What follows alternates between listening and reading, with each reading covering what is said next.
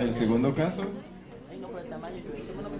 titulado Esteatosis pancreática, correlación con la edad y sexo.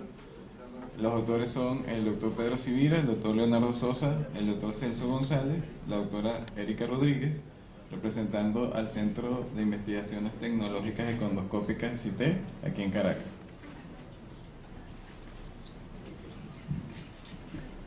Bueno, buenos días.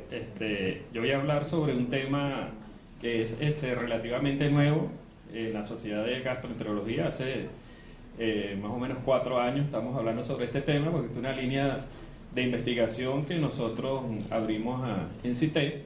Sin embargo, la esteatosis pancreática se conoce en el mundo desde el año 52 más o menos, que se presentó en el Congreso Mexicano de Gastroenterología. Nuestra idea de traer este trabajo es que, como es un tema nuevo en líneas generales para nosotros, estamos haciendo como el perfil epidemiológico primeramente de la esteatosis, para ir sabiendo qué caracteriza a los pacientes que están presentando esta patología. Entonces, la esteatosis pancreática la hemos definido como el reemplazo graso del páncreas, o que es una esteatosis difusa que se distribuye de manera irregular a lo largo del órgano. Esta condición se detecta cada día más gracias a la aparición de nuevas técnicas diagnósticas por imágenes como el ultrasonido endoscópico. Por supuesto, aquí debemos darle un reconocimiento a la tomografía, que ya hace algún tiempo se habló de la distribución grasa del páncreas por tomografía hacia la región ventral y dorsal, pero el ultrasonido nos permite obtener unas nuevas imágenes y mejores imágenes del páncreas. La etiología de la esteatosis pancreática hasta los momentos es desconocida. Se ha asociado con una variedad de enfermedades, incluyendo el síndrome metabólico, que a su vez engloba un cuadro caracterizado por resistencia a la insulina, obesidad, hipertensión, dislipidemia, síndrome ovario poliquístico e hígado graso. Yo pienso que en el futuro esta patología nos va a permitir hacer un enlace con otras especialidades como la medicina interna, la endocrinología, y algunas de nuestras hipótesis están planteando que pudiera estar involucrada en la génesis del síndrome metabólico. Ha sido implicada directamente por otros autores como factor de riesgo para pancreatitis, procesos malignos del páncreas, en obesidad, hipertrigliceridemia, hiperglicemia e hiperinsulinemia.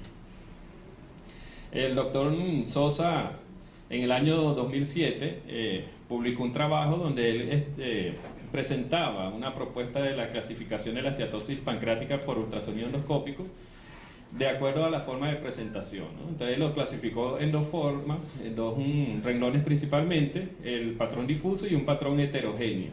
El patrón difuso a su vez lo dividió en leve, moderado y severo, tomando en cuenta el tamaño de la glándula, la visualización del conducto de Wilson y la distribución de la grasa a nivel del páncreas. Y el patrón heterogéneo lo subdividió a su vez en dos secciones: el patrón en parche y el patrón moteado. Esto ya fue visto en el Congreso hace 2 años, esta presentación. Nosotros conseguimos de un total de 192 pacientes estudiados. Este es un estudio retrospectivo, por supuesto, donde encontramos que 86 personas eran hombres y 106 eran mujeres, lo que equivalía a un 80% para el sexo femenino, ¿no? También relacionamos el patrón, el tipo de patrón que se presentaba con el sexo. Ya lo vamos a ver a continuación, qué encontramos de interesante en esto. Entonces, del total de pacientes estudiados, prevaleció el sexo femenino, un total de 106 mujeres sobre el masculino con un 86, más o menos un 80% del sexo femenino, encontrándose en promedio la mayoría en el grupo etario entre 51 y 60 años en ambos casos. De todas las ubicaciones, el porcentaje predominante fue a nivel de todo el páncreas con 76,41%, con una incidencia mayoritaria para el sexo femenino, un 59 versus un 41%. El promedio de edad fue de 76%, 76 años. Las lesiones en el istmo, cuerpo y cola aparecieron en un porcentaje de 10,9%, encontrándose de igual forma una incidencia mayor para el sexo femenino, con un 57,2%, con respecto al sexo masculino, que apenas tuvo el 42,8%. Este último promedio de edad persistió más o menos en una forma homogénea en las otras presentaciones, pero disminuyó aún más en la presentación en cuerpo y cola, donde la edad bajó hasta 45 años, prevaleciendo con un 57,2% en el sexo femenino sobre un 42,8% en el sexo masculino. Aquí nos llama la atención porque una de las cosas que describe la literatura sobre infiltración grasa del páncreas es que esta es una enfermedad de ancianos, ¿no? Ya mayores de 70 años, 80 años, inclusive se describe bien cómo se distribuye el patrón. Y aquí encontramos que personas de 45 años ya tienen infiltración de grasa pancreática.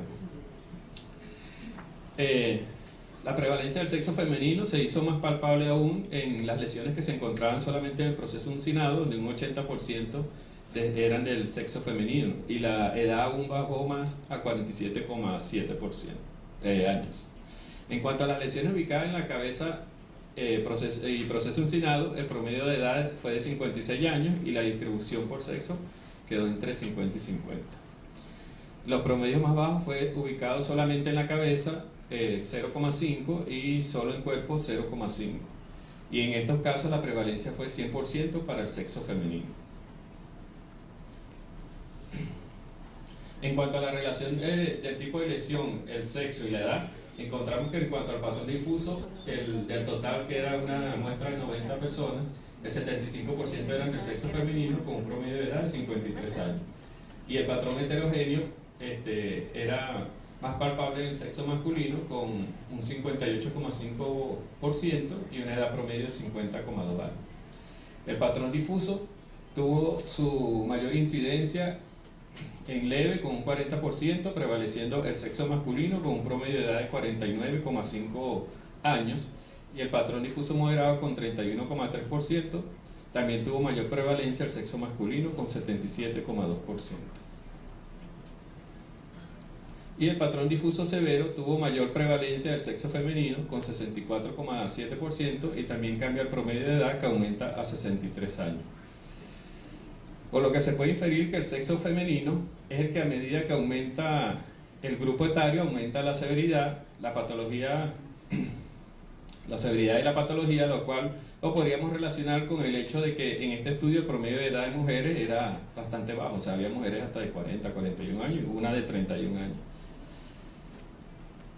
La mayoría se encontró con relación al patrón heterogéneo en un patrón en parches, 59,7%, predominando en el sexo masculino con una edad de 54,1%, y el patrón moteado una incidencia de 21,9% con un promedio de edad de 55 años.